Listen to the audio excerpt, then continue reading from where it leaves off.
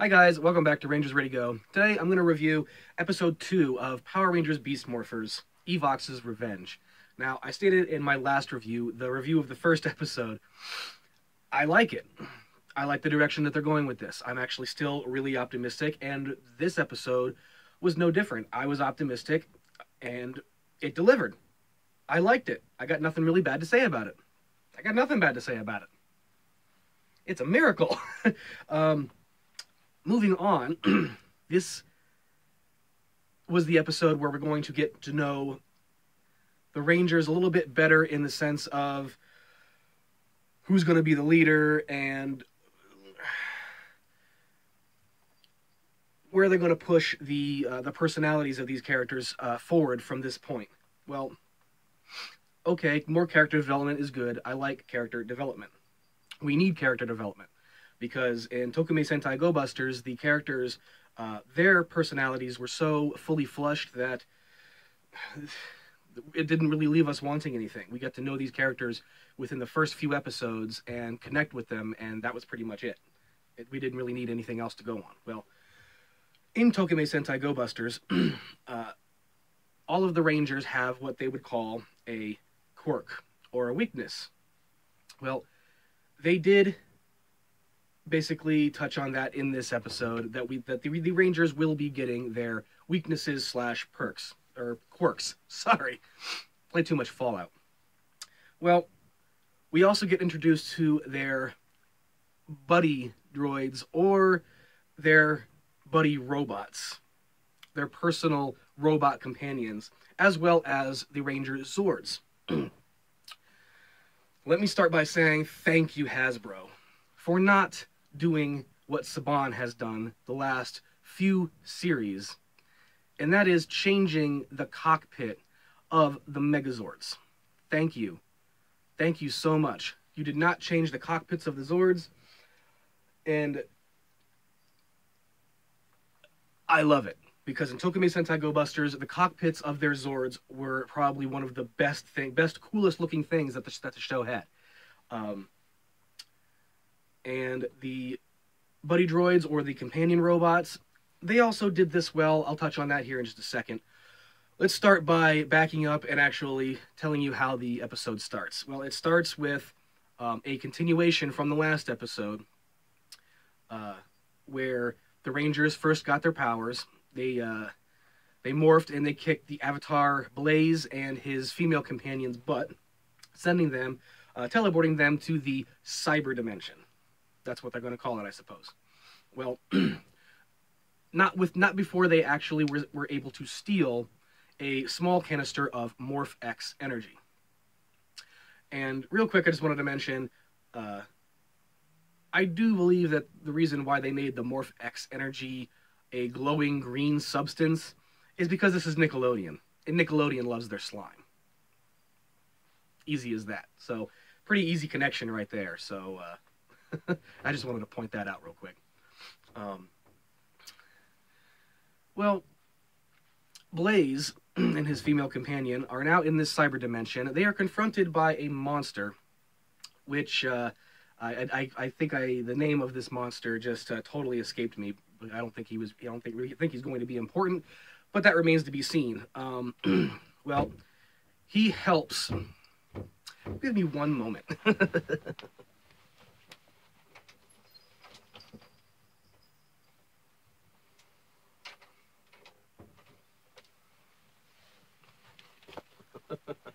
I am so sorry about that. I usually never have to get up from this chair once I've sat and hit record.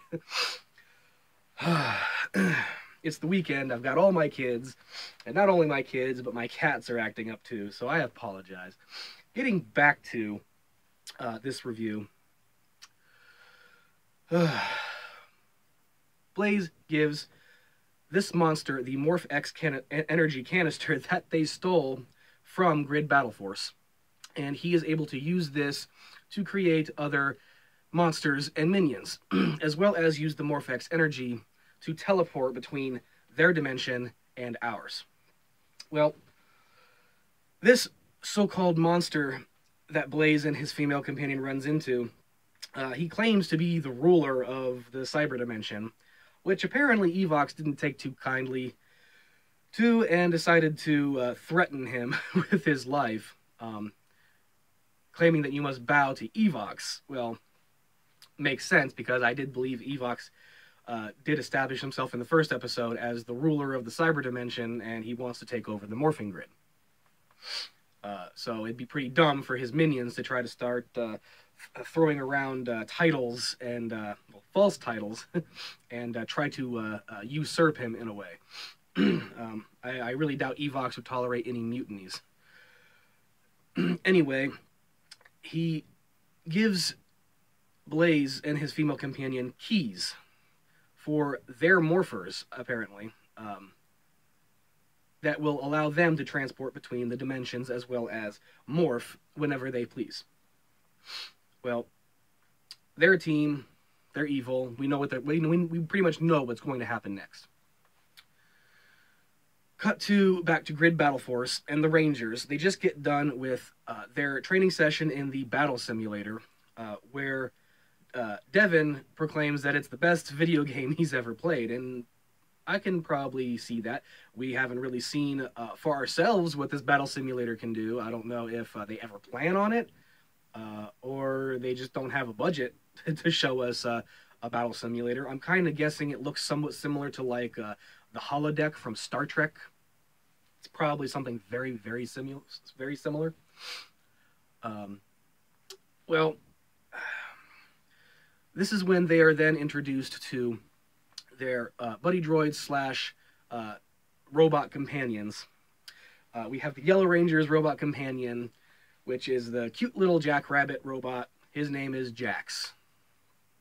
Simple, it works. I'm not going to complain about the name.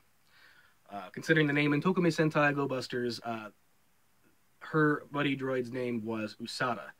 I'm not really familiar with what that name means in Japan, but I could have swore it's something along the lines of lettuce. I think it means lettuce.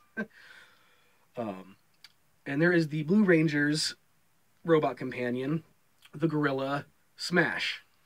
Again, makes sense. That name is totally fine. He's a gorilla, big, strong, Smash. A little bit too much like the Hulk, but, you know, what are you going to do? And then there is the Red Ranger's robot companion that, for some reason, can't remember his own name, which I think is a little strange. But then again, Cheetah Nick was the name of the robot in Tokome Sentai Go Busters. Now the robot's name is Cruz. Again, I suppose it makes sense considering that he transforms from a humanoid robot to a motorcycle. A very cool motorcycle. That's not bad. I don't mind it. I don't mind those changes. Totally fine. Even the voices for the robot companions are fine. Works out. Got no complaints. Then they are introduced to their Zords, and the Red Ranger Devin is also introduced to the Cheetah Blaster. I'll get to that toward the end of this review real quick. Let me try to speed through the rest of this. They, of course, get an emergency that something is going on downtown. They go take a look. Obviously, monsters. Always monsters. They get into a quick civvy fight in their civvies, trying to fight the robots. And at this point, the Rangers are arguing over who should be the leader of their team. Now, anybody who's ever seen Power Rangers, Super Sentai, whatever have you, you'll always know that it is tradition for the Red Ranger to be the leader. So, in my mind, this is where the only thing if I do have a complaint, this is my only complaint, is that it's a given that the Red Ranger should be the leader, so basing an episode's story around the Rangers arguing over who should be the leader is kind of fruitless. It's kind of pointless. Didn't really need it. Didn't add anything. It's just... maybe they just couldn't think of anything else, maybe they just got lazy. I don't know, but... because I believe we've had that whole story arc before in the past, where Rangers are trying to figure out who the leader of the team is going to be. But like I said, it's tradition, especially in Super Sentai in Japan, for the Red Ranger to be the leader. Now, that wasn't exactly the case for Mirai Sentai Time Ranger or Power Rangers Time Force here in America, where technically the Pink Ranger was the leader, because in the time dimension which the Time Rangers or Time Force had come from, the Pink Ranger's husband was the Red Ranger, and he was killed. Hence why the Pink Ranger became the leader of their team after his death. And when they chased the villain from their time to ours, and they ran into the ancestor of, or rather it would be, oh yeah, the ancestor of her husband, which looked exactly like her husband, and he ends up gaining the Red Ranger power and becoming part of their team, even though the Red Ranger still has more than likely the most power out of all the Rangers, the most abilities, and is focused on, the Pink Ranger technically was the leader of that said team. But every other series of the show, it was the Red Ranger.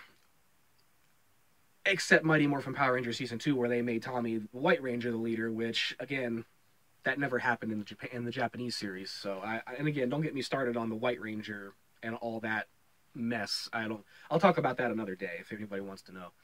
Leave me a comment down below if you guys want me to talk about the debacle that was Season 2 of Mighty Morphin Power Rangers, and more specifically, the mess that was the introduction of the White Ranger. Don't get me wrong, I love Tommy Oliver. I love the character. He's my favorite Power Ranger. And I love all of his forms, but if I think I had to pick a least favorite of Tommy Oliver's forms, Ranger forms, it probably would be the White Ranger, believe it or not. So, sorry. That's just my opinion. Best being Dino Thunder. Getting back to Power Rangers Beast Morphers, however, during their first ever morphed fight, where they actually do say it's morphin time, use their keys, put them in the morphers and actually morph instead of just, standing in a Bacta tank and then it just automatically turns them into Power Rangers. We actually got to see the actual morphing sequence, and yes, it is a lot different than Tokimei Sentai Go Busters. I'm just glad that the morpher itself seems to work the same, even though the morphing sequence looks different. The morpher works the same, aside from the addition of an unnecessary key, which I talked about in the first episode. The fact it doesn't need a key. I am probably going to be purchasing the morpher from Power Rangers Beast Morphers to do a comparison between that and the Morphin Brace from Tokimei Sentai Go Busters. That way you guys know exactly what the differences are, which again, don't think there's that many differences other than the addition of the key. Again, we'll get to that when I get to that. But during this morphed battle, we get our first look at the Rangers' weaknesses, or their quirks. This is something I talked about before, a few months back in my my thoughts of Power Rangers Beast Morphers, when it was first announced a long time ago. Actually, I think it was damn near a year ago that I did that video, and I talked about how I was hoping they would keep the Rangers' personalities, more specifically their specific weaknesses / quirks, and they did. Thank you. You actually did. Hasbro, you made good on your promise to make this a better quality Power Ranger show than we've had the last few years, and thank you for doing that. Your integrity and you've got the guts to go where Saban didn't want to go. Let's just put it that way. So thank you for that. And so we're going to start with the Yellow Ranger's weakness / quirk. They pretty much kept it the same. She gets weak. She runs out of energy fairly fast if she does not stay properly nourished. Now, in Tokimei Sentai Go Busters, the Japanese version of this adaptation, she had low blood sugar. She needed to eat sweets constantly to keep her blood sugar at an optimum level. That way she did not feel faint, lose energy, and basically just pass out and be useless. But instead of sweets, because, you know, this is Nickelodeon and they know kids are watching, they don't want to promote unhealthy eating habits to kids. So instead of sweets, it's a carrot. So I'm guessing maybe not only carrots, but basically vegetables, because, oh, well, she has jackrabbit DNA inside of her. So therefore, she eats like a rabbit. Again, fine. I'm not going to complain about that. That's fine. At least they kept the quirk in and of itself the same, to where she runs out of energy fairly quickly, and she needs to stay properly well nourished. Okay, that's fine. Now, the Blue Ranger's weakness and slash quirk, again, pretty much the same. If he gets too angry and overheats, he basically loses sight of what's right and wrong, and can't differentiate between who's good and who's bad. He'll just basically be a steamroller and just run over everything in his path. It doesn't matter if you've known him for several years or whether you just met him. If he overheats, if he gets too angry and you're in his way, you're going down. Let's put it that way. And the only way to fix this is to cool him down physically with ice packs, throw some water on him, dunk him in a lake, whatever you got to do to cool him down. They kept that exactly the same. Thank you. Now with the Red Ranger, his weakness and quirk, again, they kept it relatively the same, but not without a change that I guess, again, I can't complain about. It's a change that I think works. In Tokimei Sentai Go Busters, the Red Ranger, his weakness slash quirk was if he saw a chicken, you heard me right, a chicken, he would freeze, become completely immobile, catatonic, stuck, frozen in place. He is completely useless until said chicken is out of his line of sight. The reason why was because in Tokimei Sentai Go Busters, when Hiromu, the Red Ranger from that series, when he was a child, he was viciously attacked by a wild chicken, and it traumatized him. So therefore, that's why all throughout his life, every time he sees a chicken, he would freeze with fear. Now, in this adaptation, in Power Rangers Beast Morphers, he still freezes, locks up, goes catatonic, but not due to the sight of a chicken, but due to the sight of a dog. Because his DNA is mixed with that of a cheetah, and a cheetah is a cat, and cats are afraid of dogs. Again, a change that I can accept because it works. Not a problem. I actually enjoyed that. Not a problem at all. Very, very well done, Hasbro. That's how you do it. That's how you do an adaptation. You don't change something completely or ignore something completely and not implement it. You implement it and change it just enough to make it work. Thank you. Thank you very much. And back to a bit of the story of this episode. After this whole scene goes down with all of their weaknesses and quirks basically incapacitating them for this battle, after Blaze and some minions and a new monster. I think they only mentioned the monster's name once. But of course, these monsters are made by inserting a key or flash drive into the villain's laptop, uploading a virus, and then downloading that virus into said object. I guess whatever object they want to put it in. Just like Tokimei Sentai Go Busters, the villain Enter, which is Blaze in this series. He carried a laptop everywhere he went, and all he had to do was basically attach some nodes and wires to any inanimate object he wanted, and upload a virus, and then boom, it turned into a monster.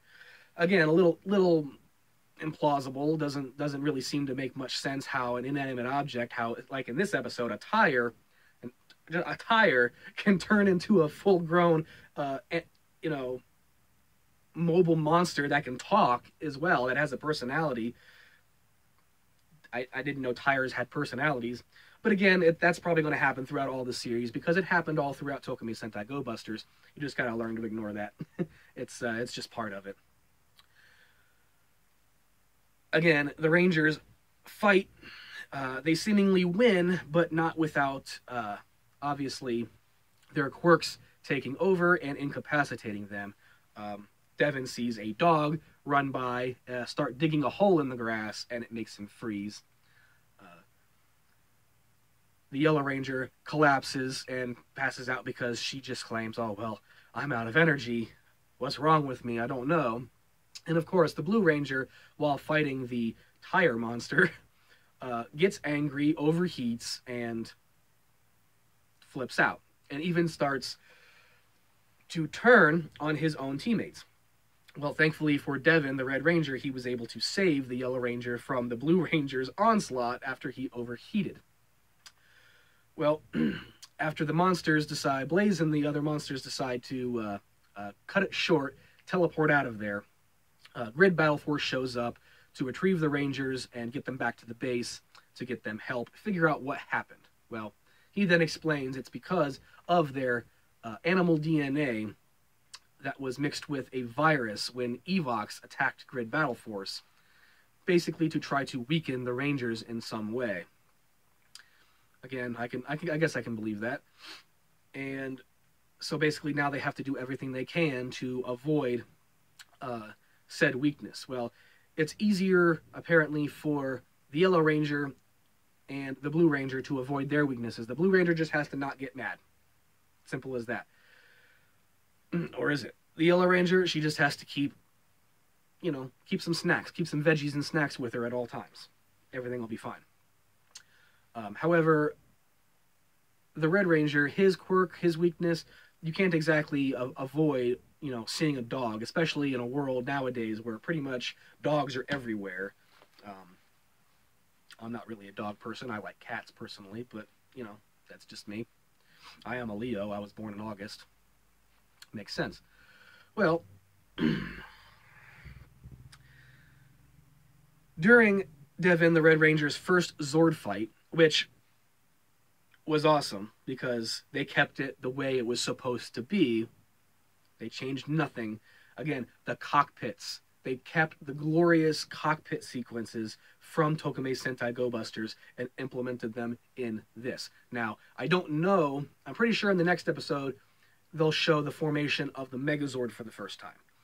I'm really, really hopeful that they still are going to be in their separate cockpits. Now, if they're all in the same cockpit and it looks different, like it's been reshot, I won't necessarily be upset.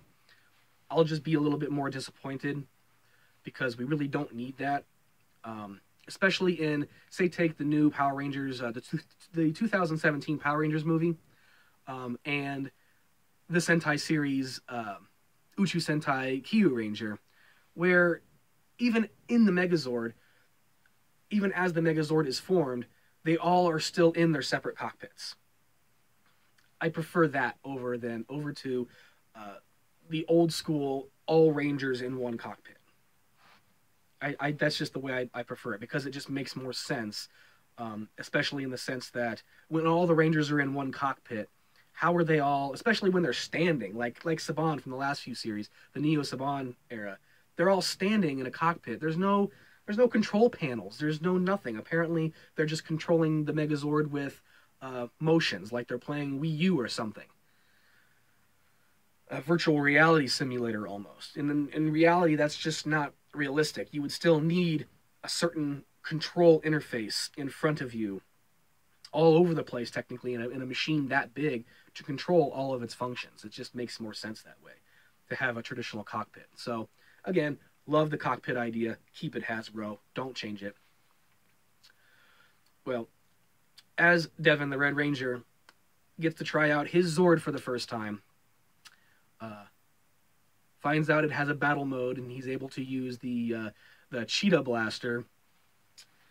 Well, just as soon as he's about to finish the monster, that of course has been,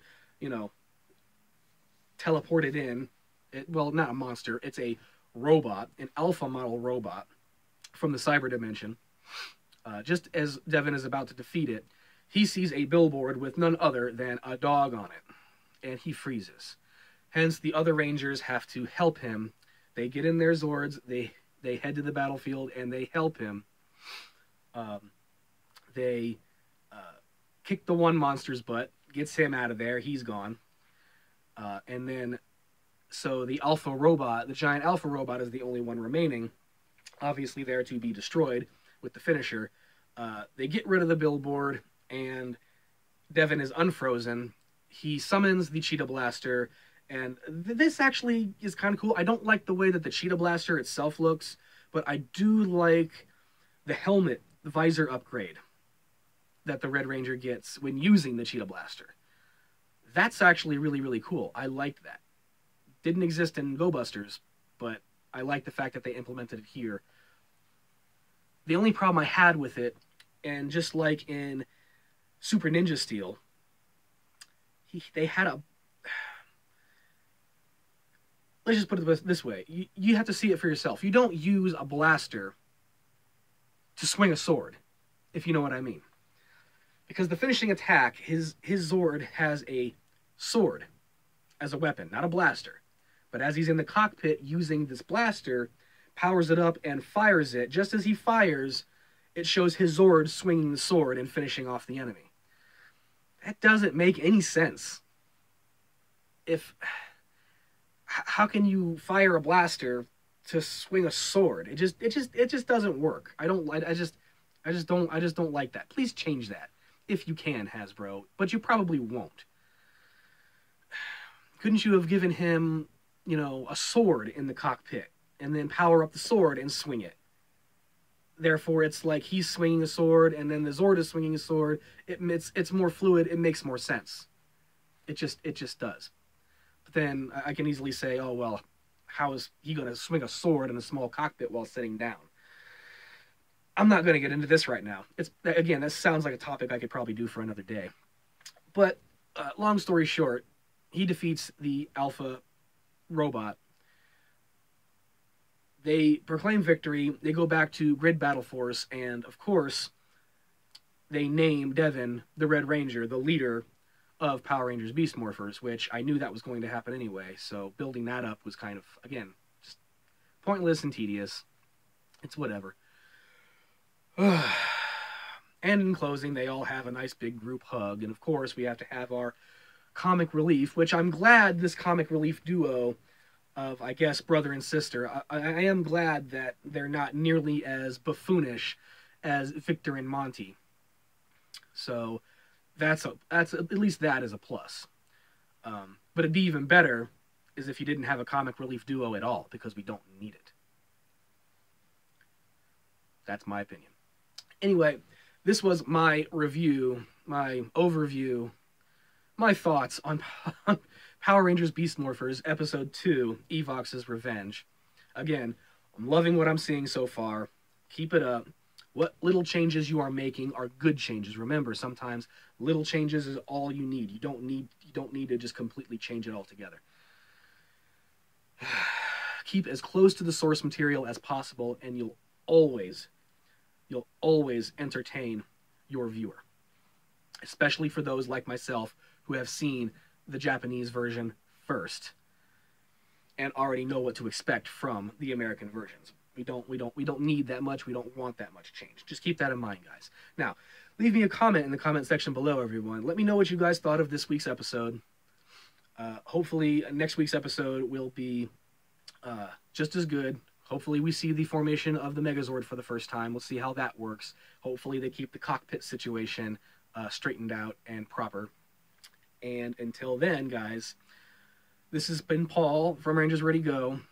Be sure to like, share, and subscribe if you haven't already. You all know the deal. And I'll talk to you all next week. Later.